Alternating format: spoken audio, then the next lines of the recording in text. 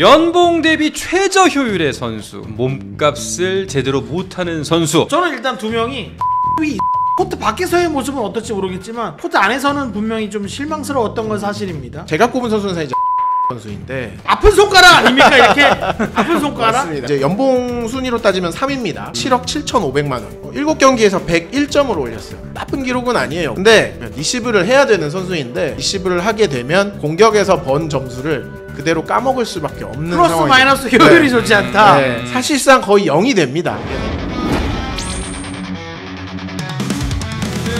오늘의 주제부터 먼저 알아보도록 하죠. 두 기자의 시선. 오늘의 주제는 뭔가요? 이게 제가 이걸 첫 주제로 가져오면 초반부터 몸쪽 꽉 찬 직구 던진다는 느낌이긴 합니다. 연봉, 가성비 누가 좋고 누가 떨어지느냐. 게시판의 연봉, 단골 메뉴죠 뭐. 가성비. 저 돈을 주고 쟤를 데려와. 네.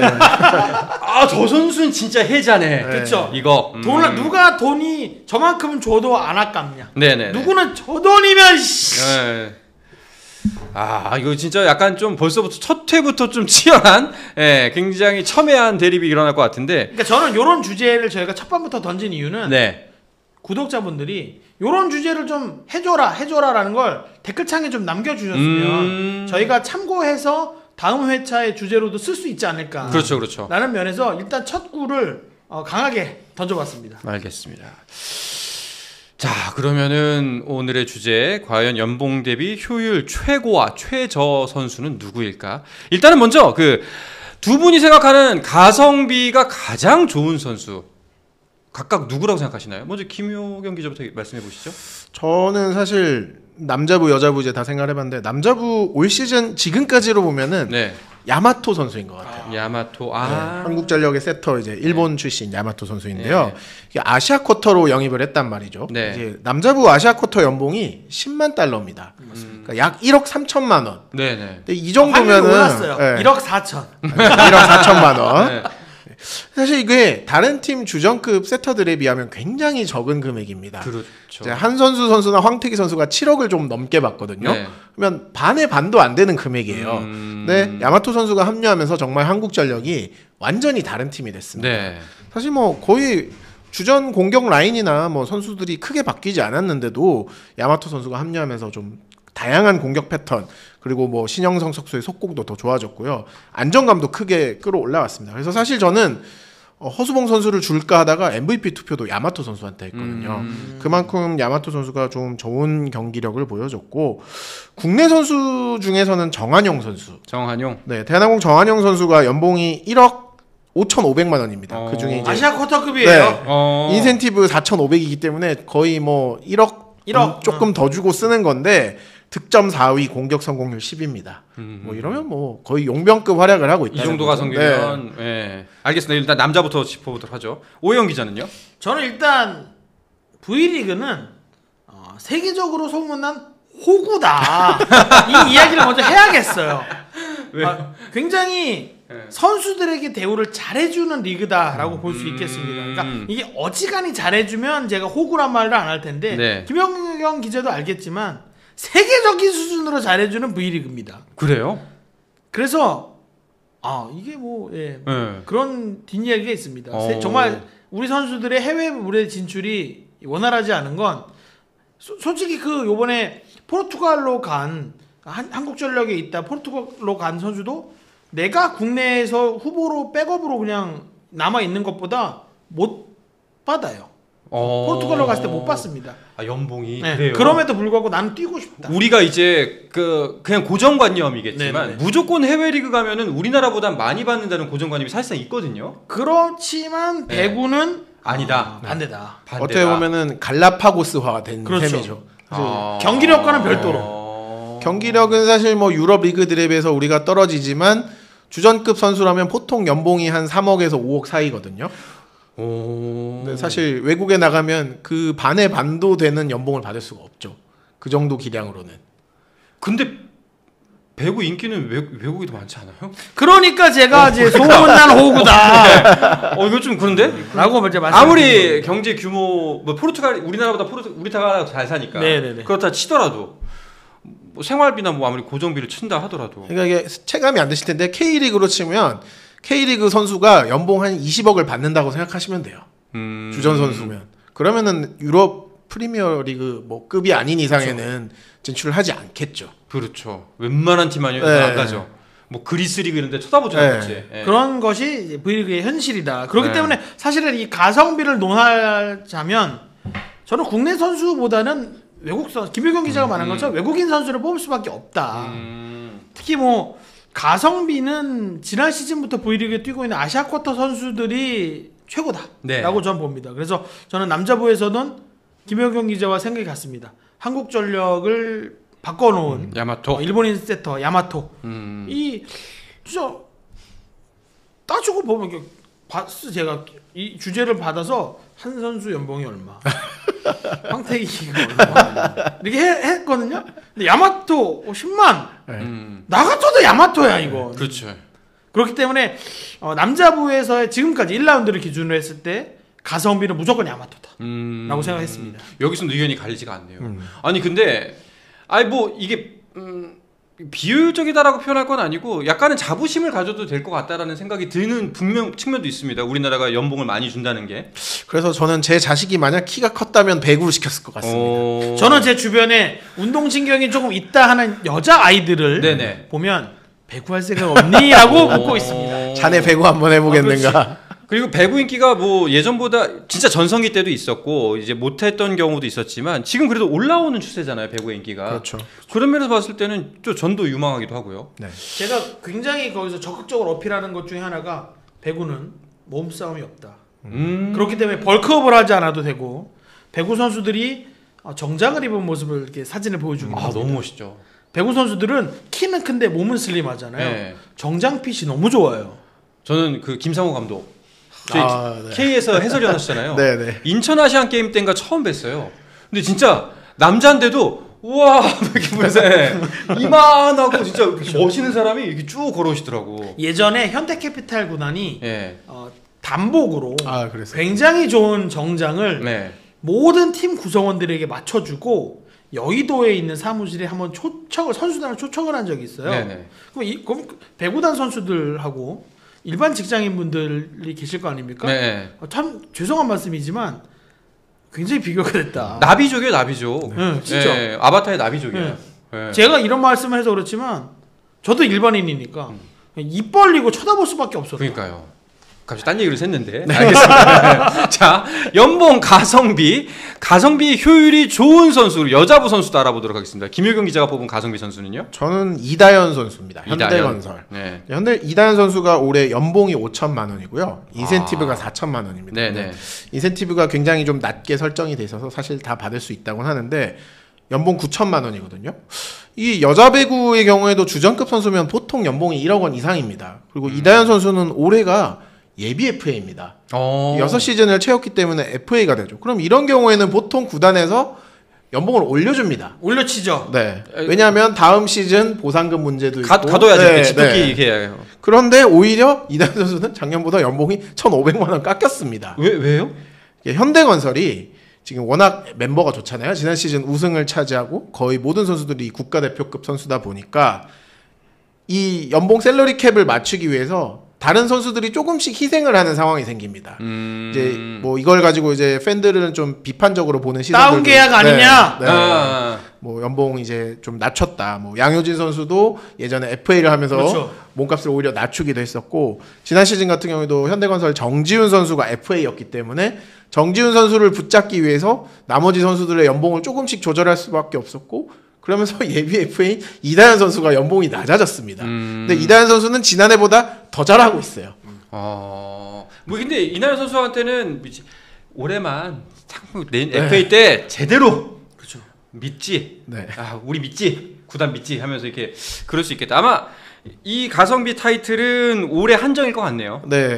그리고 사실 또 이다현 선수가 이제 기사로도 났었지만 해외 진출 의사도 약간 있어요. 그래서 FA로 해외 진출할 경우에 좀 자유롭게 이적을 할 수 있기 때문에 이다현 선수가 본인이 직접 얘기한 게 나는 3천만 원 받고도 뛸 수 있다. 해외로 간다면.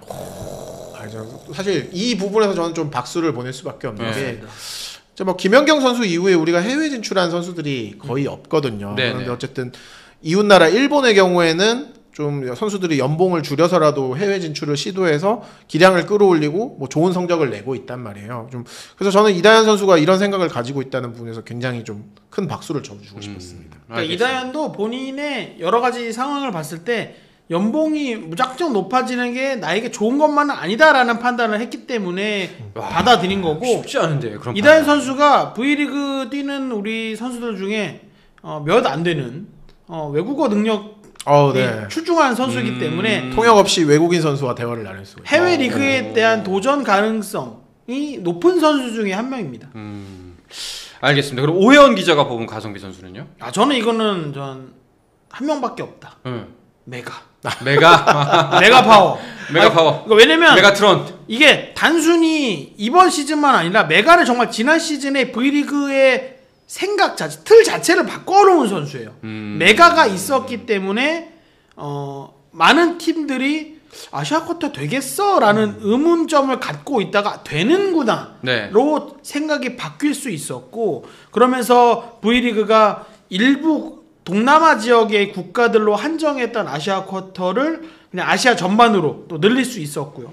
그러다 보니까 더 많은 지역에서 아시아 쿼터 나도 한번 V리그 가서 뛰어볼래요라고 할 수 있었던 게 메가 덕분이었습니다. 그러니까 그러다 보니까 정관장이 지난 시즌 끝나고 정말 VIP로 메가와 함께 인도네시아까지 가서 올스타전에 초청돼서 경기도 하고 국빈 대우 받고 정화자에 갔다 왔잖아요. 그런 것처럼 메가가 굉장히 V리그 20년 그 전에 20년 동안 못했던 것을 한 시즌 만에 바꿔놨다. 그리고 이번 시즌도 걱정은 좀 했죠. 왜냐면 지난 시즌에 경쟁했던 아시아 쿼터 선수들보다 더 좋은 선수들이 왔기 때문에 과연 이번 시즌도 메가가 살아남을 수 있을까라는 의문이 따르긴 했는데 일단 1라운드까지는 그래도 메가는 통한다.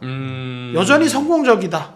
그래서 저는 가성비로는 메가를 따라올 수 있는 선수가 없다라고 저는 보고 있습니다. 아마 이 의견에도 이의를 달 수 있는 사람은 흔치 않을 것 같습니다. 두 분 다 굉장히 합리적인 어떻게 수긍 가능한 대화를 나눴던 것 같은데 좋은 얘기는 여기까지입니다. 네. 몸은 다 풀었어. 이건 기분 좋은 얘기였어요. 이견도 별로 없고 그냥 그래 너는 그렇게 생각하는구나 라고 기분 좋게 할 수 있는 이야기였습니다. 자, 본론은 지금부터입니다. 연봉 대비 최저 효율의 선수, 그러니까 몸값을 제대로 못하는 선수, 어떤 선수가 있을지 두 분이 꼽는 선수 누구일까요? 어려운 거는 일단 오해원 선배가 먼저.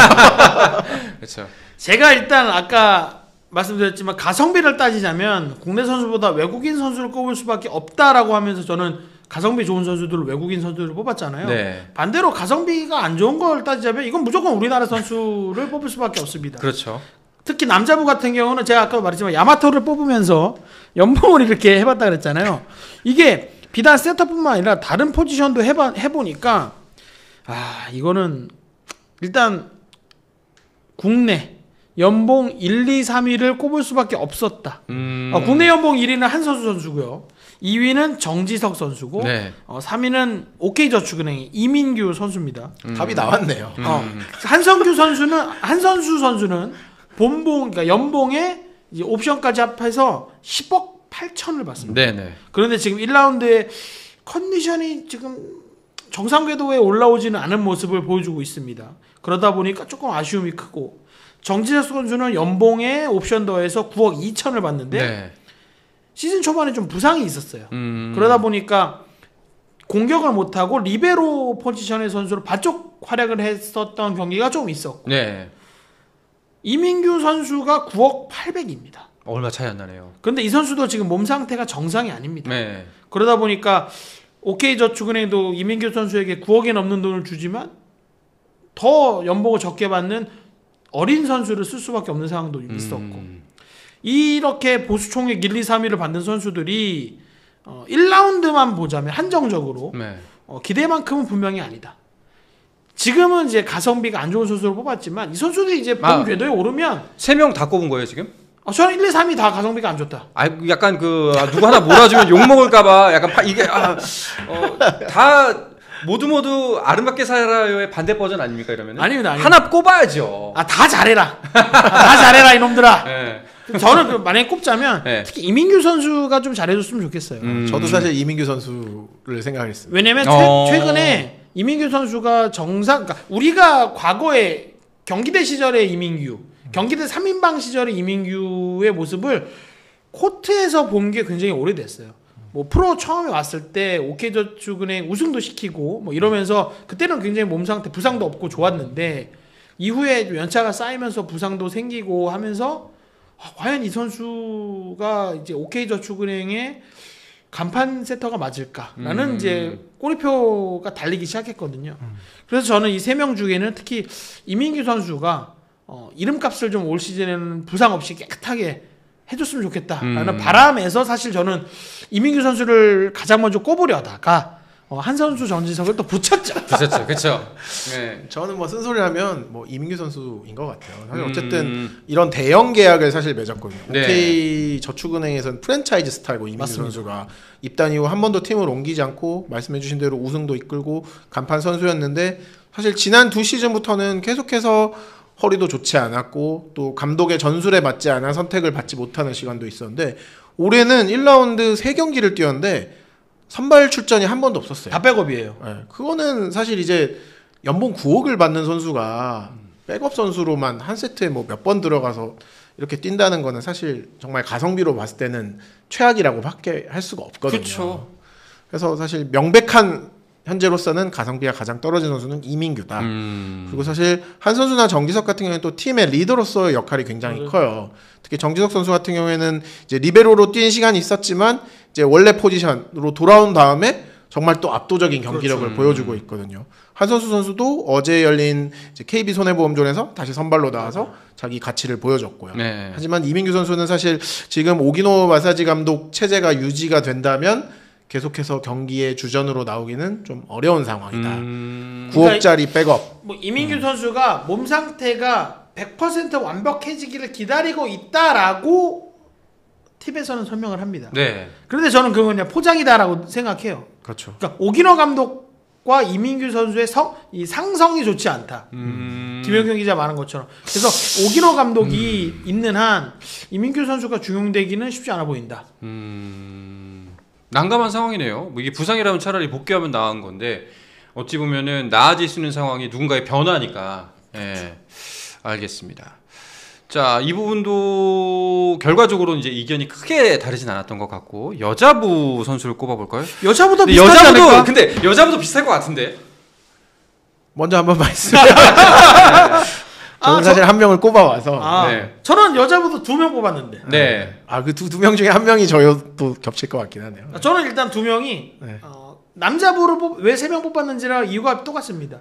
1라운드, 그러니까 분명 이 선수들이 못하는 선수는 아닌데 1라운드만 놓고 보면 조금 실망스럽다. 네. 강소희, 이소영이. 그렇죠. 저랑 좀 어긋났네. 그래요? 오. 그러니까 저는 강소희, 이소영이 강소희는 8억 원으로 여자부 연봉 1위고 저는 사실 저도 강소희 선수 생각했거든요.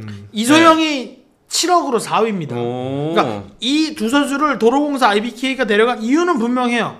니들이 와서 우리 팀의 코트 안에서 밖에서 리더가 되어줘였는데 사실 강소희 선수, 이소영 선수가 그 모습, 그러니까 코트 밖에서의 모습은 어떨지 모르겠지만 코트 안에서는 분명히 좀 실망스러웠던 건 사실입니다. 뭐 좋아지고 강소희 선수는 좋아지고는 있죠. 뭐 그런 모습 확실히 있는데 이소영 선수 같은 경우는 또 몸 상태가 또 좋지 않다 보니까 초반에 쓰임이 좀 부족하지 않나라는 느낌에서 저는 강소희, 이소영 선수를 뽑아봤습니다. 그러면은 김유경 기자가 뽑은 선수는 누구예요? 저는 강소희 선수는 어쨌든 뭐 기록적으로 봤을 때 본인이 어느 정도 역할은 하고 있다고 생각해요. 물론 이제 도로공사 팀 성적은 좋지 않았지만 그렇죠. 어쨌든 외국인 선수 이제 아시아 쿼터 선수 교체 문제도 있었고 또 외국인 선수 니콜로바 선수도 생각보다는 어쨌든 좀 부진했기 때문에 VNL에서 네. 잘했는데 말이야. 네. 한국전에서 굉장히 잘했었는데 어쨌든 강소희 선수의 짐이 굉장히 컸거든요. 좀 그런 심리적 부담을 지난 이제 경기에서 승리를 거두면서 좀 어느 정도 벗어난 것 같아요. 네. 반면에 제가 꼽은 선수는 이제 박정아 선수인데 뭐 배구계에 계신 분들은 제가 얼마나 박정아 선수에 대한 애정이 큰지는 거의 박정아 선수 이게 아픈 손가락 아닙니까? 이렇게 아픈 손가락? 맞습니다. 네. 네. 그래서 제가 IBK 기업은행 시절부터 쭉 이제 오랫동안 지켜봐왔던 선수고 어쨌든 이 선수가 이제 연봉 순위로 따지면 3위입니다. 이제 7억 7,500만 원. 이제 김연경, 강소희 선수 다음인데 네. 7경기에서 101점을 올렸어요. 이게 기록상으로 보면 나쁜 기록은 아니에요. 국내 선수가 경기당 뭐 한 14, 15점 올렸으니까. 근데 결국 어쨌든 박정환 선수는 포지션이 아웃사이드 히터입니다. 네. 리시브를 해야 되는 선수인데 박정환 선수가 리시브를 하게 되면 이 결국 공격에서 번 점수를 그대로 까먹을 수밖에 없는 플러스 상황이 마이너스 효율이 좋지 않다. 네. 사실상 거의 0이 됩니다. 이게 냉정하게 얘기하면. 이게 도로공사 시절에는 이제 또 임명옥이나 문정원 같이 리시브 좋은 선수들이 커버를 해주는 시스템이 있었는데 페퍼저축은행은 그런 상황이 되지 않습니다. 그러다 보니까 박정환 선수가 갈 때부터 이 박정환의 리시브를 어떻게 할 것이냐 이제 그게 고민이 됐었는데 결국 지난해 해결을 하지 못했고 올해도 비슷한 상황이거든요. 근데 사실 아까 김용 기자 얘기했지만 페퍼저축은행이 겪고 있는 가장 큰 문제는 수비거든요. 그렇죠. 근데 그 수비의 문제가 사실은 박정환 선수가 코트에 들어감으로 인해서 생기는 플러스 효과가 있어요. 그러니까 마이너스군요. 마이너스 효과가 있어요. 그래서 사실 도로공사 때는 그러니까 저희가 우스갯소리로 저랑 이제 몇몇 기자들이 박정환 선수가 FA 대박을 터뜨렸을 때 저기 플러스 계약이 있어야 된다. 문정원이 따라가야 되는 플러스 계약이 있어야 되는데 지금 페퍼가 너무 박정환에만 올인해서 그 플러스 계약을 못한 것 같다라고 안타까워했던 것이 있는데 그런 면에서 사실 박정환 선수가 가성비가 떨어지는 선수인 건 분명히 뭐 부인할 수는 없는 사실인 것 같습니다. 그러니까 여전히 리그에서 손꼽히는 공격력을 가지고 있고 그렇죠. 블로킹도 좋은 선수입니다만 어쨌든 기용의 한계가 있다는 점에서 뭐 이건 사실 데뷔 초부터 계속 가져왔던 문제인데 이 팀에 오면서 그 문제가 극대화돼 버렸습니다. 사실 이 문제를 해결하지 않으면 박정화의 가성비뿐만 아니라 페퍼저축은의 가성비도 그렇죠. 문제가 생긴다. 야, 페퍼저축 장 감독은 해결할 게 너무 많네요. 숙제가 굉장히 많으니까 약간 그런 느낌이죠. 문제아들이 모여 있는 반에 실적이 우수했던 모범 선생님이 들어갔는데 아직까지는 그 답을 못 찾고 있다. 그러니까 이 선생님은 어떻게든 방법을 찾을 수는 있는 선생님이다라고 보는데 내 앞에 지금 매듭이 너무 많이 꼬여 있는 거예요. 그래서 이걸 칼로 잘라낼 것인지 아니면 일일이 이 매듭을 풀어낼 것인지를 지금 고민하고 있는 상황인데 뭔가 방법을 찾는 듯 했는데 계속 꼬이고 한쪽에서는 계속 꼬이고 있으니까 이 못 따라가는 느낌입니다. 굉장히 안타까워요. 그렇네요. 알겠습니다. 자, 오늘 이렇게 첫 번째 시간인데요. 두 기자의 시선, 연봉, 대비, 최고의 효율, 최저의 효율 선수를 놓고 이야기를 나눠봤습니다. 이야기가 뭐 살짝 갈리는 지점도 있었지만 두 분 말씀드리면 다 수긍이 가는 것 같긴 같습니다. 자, 두 기자의 시선, 이 코너는 여러분들의 제보 많이 받고 있습니다. 재밌는 주제 많이 선정해 주시면요, 저희가 성심성의껏 코너를 짜보도록 하겠습니다.